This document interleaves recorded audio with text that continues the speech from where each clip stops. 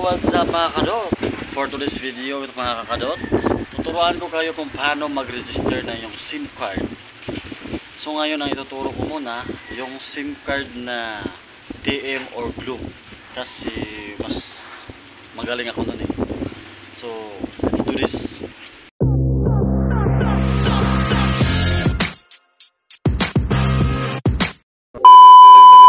Sinimulan ko to, walang naniniwala sa paligid ko. Ano? Susulatan ko. Sinimulan ko to, walang naniniwala sa paligid ko. Ano? Susulatan.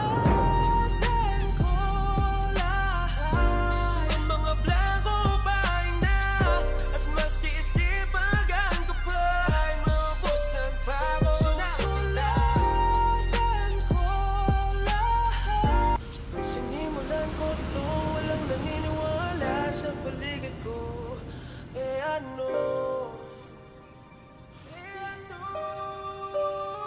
Susulatan ko lahat ng mga blanco pahinga at masisipagan ko pa ay mabusan pa ako. Susulatan ko lahat.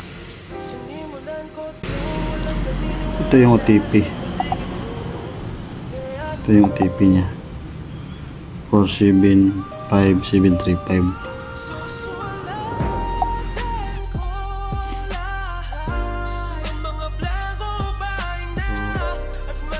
Ano lang guys, type mo yung OTP dito. Ayan.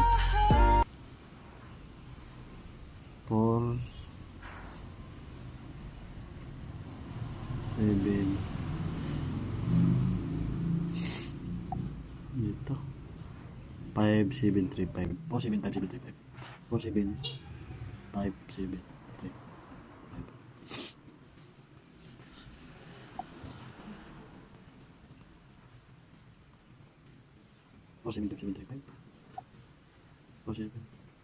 sakto.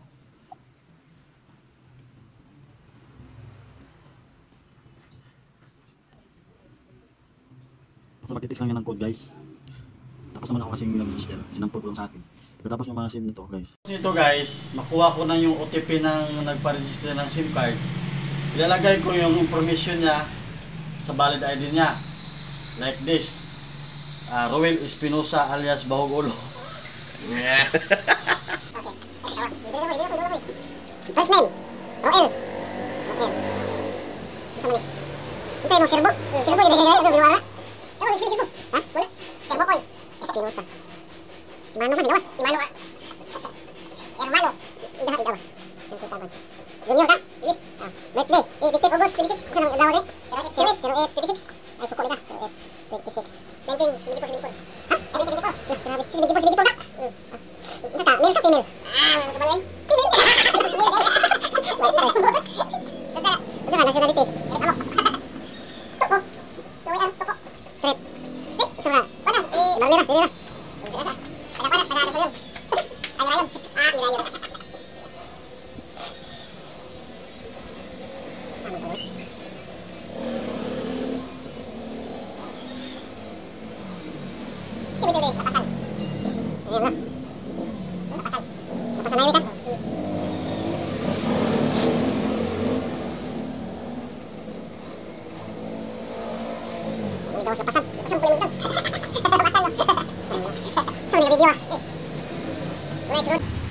Tapos itatype niyo yung ID number niya. Kyoto.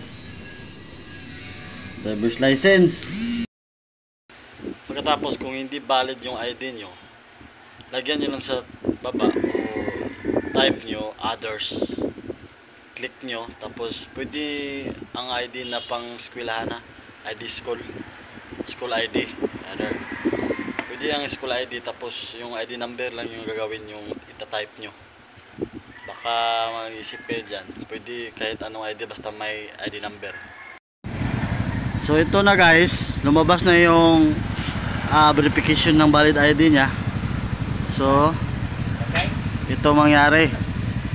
Ito, next mo lang. Ayan. So ayan. Register another number. So tapos na guys. Registration complete. Ayan, lumabas guys. Tapos ayun na. Magtitext lang yung Globe or sa anong network doon. Tapos sa mga anak niyo na na hindi ma-register kasi walang valid ID. Pwede yung valid ID ng yung papa, mama. Oh, pwede yan. Tapos hindi pwede yung 18 below na edad. Kasi stricto si Globe at saka si TM eh. So, dapat 18 pataas yun ang pwedeng ma-register. Pero kung hindi pwede ma-register, kung mag-register kayo ng anak nyo, huwag nyo pangalan ng anak nyo ha. Pangalan ng valid ID talaga. Tapos SIM card lang ng anak mo ang i-register mo. Para kasi hindi pwede kasi valid ID ng ginagamit mo eh. Ang na-register mo lang yung SIM card lang ng anak mo.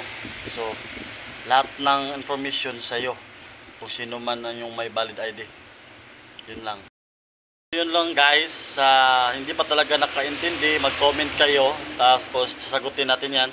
So don't forget to subscribe, like and share kasi marami pa tayong video na i-upload. Salamat guys, bye bye.